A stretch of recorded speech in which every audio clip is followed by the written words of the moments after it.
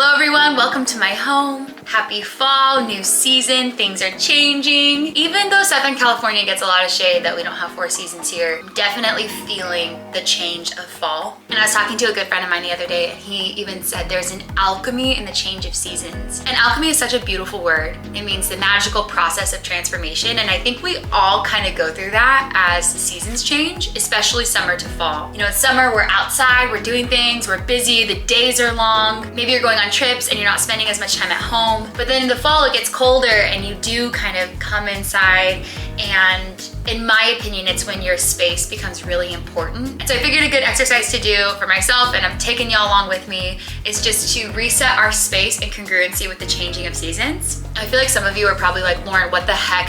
What does this have to do with sustainability? And I promise they're connected. And I've always thought that there was a really cool parallel of cleaning and tidying and sustainability. So my thought is more about us as individuals and our relationship to our belongings and the parallel of sustainability. So my intention for this exercise today is really to reconnect with what we have. 1, become more aware of the things we have, and 2, just prepare our home to be a welcoming, comforting space as the seasons change. I also am a sucker for a good cleaning video. And while I should preface that this isn't gonna be one of those epic power washing garage videos, we are going to be opening drawers, cleaning out cupboards, going through my closet, all the things you think, one day I'll do that. Anyway, so I'm gonna be really vulnerable. I'm gonna show you what our house currently looks like. Okay, you ready? Let's do it. Hi, Dee, welcome to my home. Yeah, right, in my dreams. Come on in. Talk about a fall reset. These were my little ghosts made from scrap paper. Bye, ghosts. Okay, so as you can see, it's a little hectic right now. So I figured it'd be good to take a little tour and see what the current state is of everything, and then afterwards, we'll get to see how we did.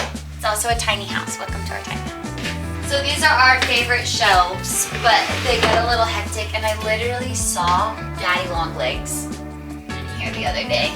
So, you see? So we'll need to go put them outside. Give this a good wipe down. This is the world's biggest kitchen. But as with any good kitchen, our cupboards get a little hectic. So I'm excited to just go through this.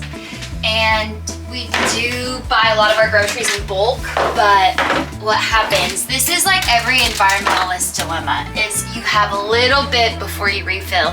So you just have a bunch of little bits everywhere. So we're gonna take care of that. There's probably some old food in here that needs to be composted. We're just gonna give it some love, as with all the drawers. Okay, this is the juiciest part of the house. I'm so grateful that we have a laundry room. I'm so grateful. I know it's very hard to find a washer dryer in LA. Okay, but this is the gnarliest room in our house. We love the storage, but it's just like cluttered and intense, and it just needs some love. And I also think this is every environmentalist dilemma, is we hold on to things as long as we can, thinking we could get like one more use out of it. But these Swedish dishcloths have lived a long, beautiful life and just need to be composted. So this is what we're doing today. We're resetting, we're reconnecting, we're taking care of our things. You can take a peek in here if you want.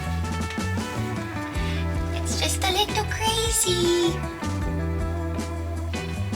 Like, look, this is what I'm talking about. Like, I save everything because I think, those are my new plates. I save everything because I think I know it will have a purpose. But there's a difference between intentional reusing. Anyway, we'll get to that. Living room looks good. She just needs a little sprucing. There's a bunch of clean laundry on our bed, so don't judge me. I obviously need to put that away too. But the big assignment in the bedroom is the drawers. And I probably do it once a quarter, where I fold them. I fold everything really nice. I remember all the clothes I have. I'm reconnected with my wardrobe. We're gonna get to that. And the closet. It's not so bad. I feel like I have a pretty intentional closet. All right. Last but not least, we have a special guest. Hello, princess. Hello. Do you want me to wrap you up? It's cold. She says it is fall. It is fall. It's not warm anymore. There we go. My little abuela. We have a wonderful Buy Nothing group in Santa Monica. And I've been meaning to put this mirror on our Buy Nothing group for a bit. So I'm gonna start a section in the living room that all goes on Buy Nothing. It's really sweet. It's just neighbors. You essentially give stuff to your neighbors. It's like donating it, but you're donating it to your community. Oh yeah. And it's free instead of them having to pay for it. Buy Nothing pile goes here. Okay. We got our work cut out for us, folks. My friend Jess from the Orange Home gave me a really good idea to make a list before you start anything. What should we call this? Our fall reset, but make it sustainable. I'm already overwhelmed. Okay, I think the move, Marie Kondo's method, is to literally touch everything. I think that's the solution.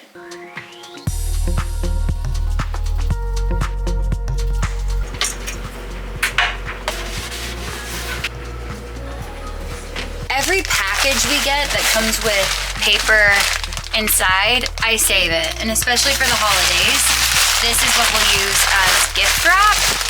So while it's not the prettiest when it's all folded up, this is stuff we definitely reuse. Like this. This is from where we get our beans, and it comes wrapped in paper.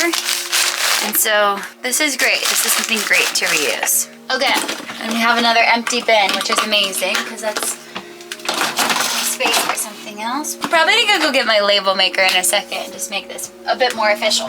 Something I definitely want to share with y'all is these are our extra light bulbs and batteries and miscellaneous home things.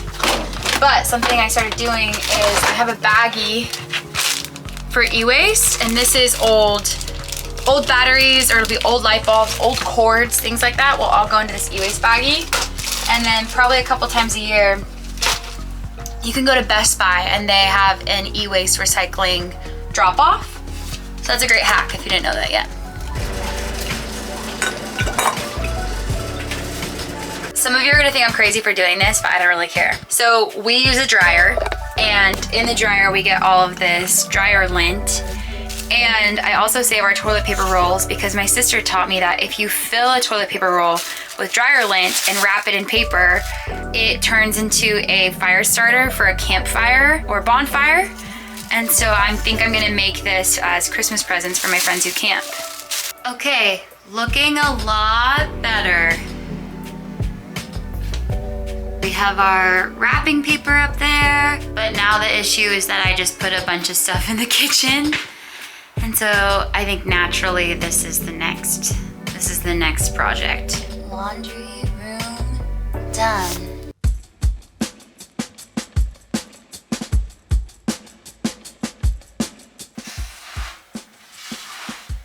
You can also kind of make your grocery list when you're looking at everything.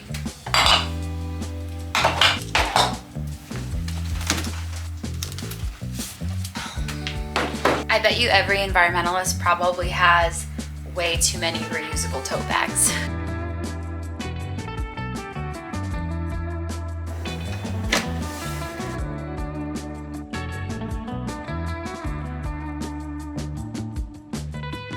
I realize I might be going a little bit overboard, but we got these rosemary nuts the other day and we ate all the nuts, but there's still a ton of rosemary spice left inside. And I think I'm gonna keep it.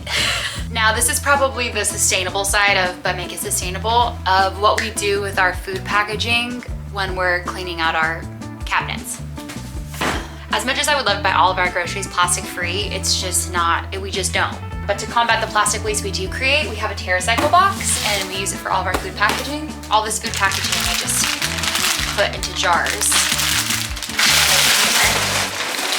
And then once it's full, we send it to TerraCycle and they properly recycle it. Kind of cool, huh? You know how everyone makes jokes about the Tupperware cabinet that you just shove shit in? That's our spice cabinet. Let's fix it. I feel like this might be taboo, but at the end of the day, it's my kitchen and I'm gonna do what I want. But like a lot of these things we bought on the go, Brooks bought this for camping and it's avocado oil. We have another bottle of avocado oil and it's not a fancy brand or anything. So I'm literally just combining them. So they take up less space. It's one less bottle. And then we can just go refill this one when we're done. But we don't need to have all these bottles in here. If you're not on the Grove Collaborative game yet, this is your sign to strongly consider it. We use them for everything. This is our multi-purpose cleaner. And instead of buying a big jug of it, it comes in a concentrate. But then you refill it like this. I'm in a bottle saving mood today, so I'm gonna save this bottle and then fill the rest with water. And now we have a multi-purpose cleaner. Literally couldn't clean my house without this, so there you go. Y'all, I've been at this for 3 hours. It's a lot of work. It doesn't even look like that much work has been done because it's all behind the scenes. Look at that. This is our reusable straw collection, but we have another place where straws hide. So we're gonna add to it, and then we probably don't need all of these, so we'll probably downsize. I'm tempted just to take everything out. Shake it out. Put this back. Okay, how many chopsticks do we actually need? I'm tempted to get a knife magnet because of all the knives we have.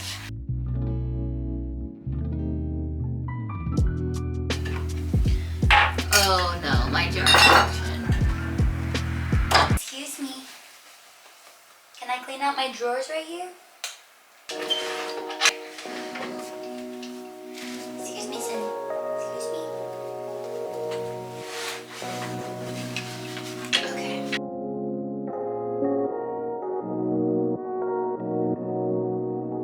This has been building up for quite some time. My t-shirt drawer. So the first thing I do is separate them into long sleeve, tank, and t-shirt. Tank, long sleeve, tank, tank. Okay, and then I do the KonMari method to fold them essentially into halves and then into thirds. And so they can stand upright in the drawer and you can see everything you own. And I think part of the process of folding them really connects you with what you have. And I feel like it almost reignites some inspiration in your wardrobe. Oh yeah, I forgot I had this t-shirt. I'm gonna wear it tomorrow. I'm gonna style it this way. This is something you just gotta put a playlist on and maybe get a cup of coffee and get comfy because it does take some time. Let's do it. Oh, hello, beautiful girl. If you don't already know about 4 Days textile recycling program, it's super, super cool. So I know we all have things that are past the point of donating. For me, that's old bikinis. I've had some of these since high school. They're no longer stretchy. If I were to donate them to a thrift shop, they definitely wouldn't make it on the racks. Like some of these are just old and stained and not stretchy, and they've lived beautiful lives. This is their take back bag. I believe it's $10 on their website. You fill it up, and once it's full, they'll give you a prepaid shipping label and you can ship it to their textile recycling program. And it goes through sorting, and from there they're able to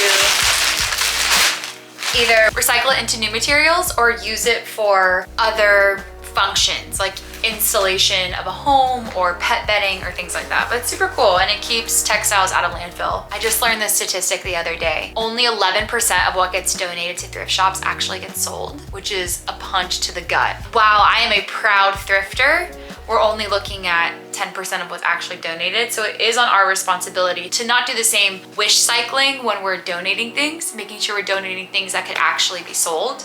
And for the rest, making sure we are responsibly recycling them, if possible. The moment you've all been waiting for.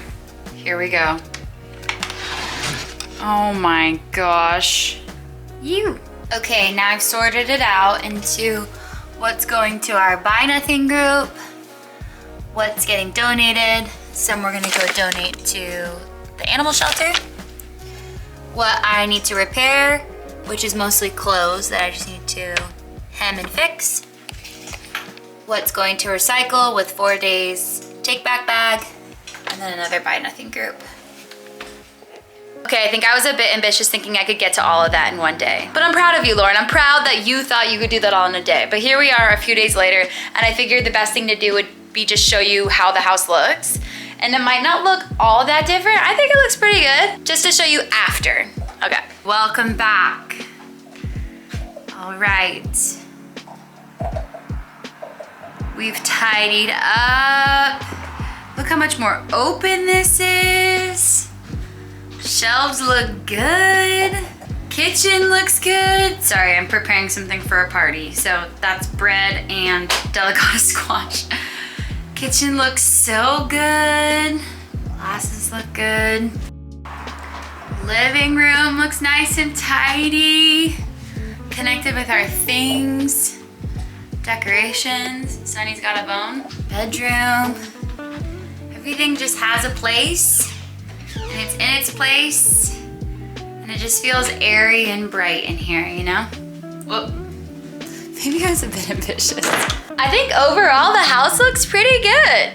I hope you had fun watching this video. I know I had a lot of fun making it. I just freaking love tidying, so this was really fun for me. But there are 3 things I hope you take away from this video and you apply it into your own life. First, I hope you give yourself the time and space to create a warm space in your home, whatever that looks like. In your dorm room, in your apartment, in your home, in your parents' house, whatever it looks like, you deserve it. You deserve for your space to be warm and welcoming and inviting. I think it's really lovely to carve out this time and space to reset our space for the new seasons. And then secondly, I think we can do that by really reconnecting with what we have. It's so easy to have desires and wants for new things, but when we reconnect with what we already have, maybe that desire gets curbed a bit. You can do the Marie Kondo method and ask, does this spark joy? And I do think it's helpful when you literally touch everything you have. I mean, I'm always a big believer that less is more, and I think when we really examine what we have, we realize we don't need a whole lot, right? Taking care of what we have for as long as possible. I think that's one of the fundamental principles of sustainability, right? Fewer, better things. And then lastly, I hope if you do have things that you're ready to part ways with, you give them away in a mindful or an intentional way. I think it's so easy to fill a bag or a box and just take it to the local thrift shop, but I just learned the other day that only 11% of what is donated actually makes it on the racks in a thrift store. So whether it's joining your local Buy Nothing group or donating to an access center or a shelter, an animal shelter if you have secondhand pet items, considering these options first definitely minimizes its chance of going to the landfill, which we all want. So that's it for me today. I'm so grateful for y'all, and I'll see you soon. I'm cooking up some really fun holiday stuff, so you won't want to miss it. Boom, baby!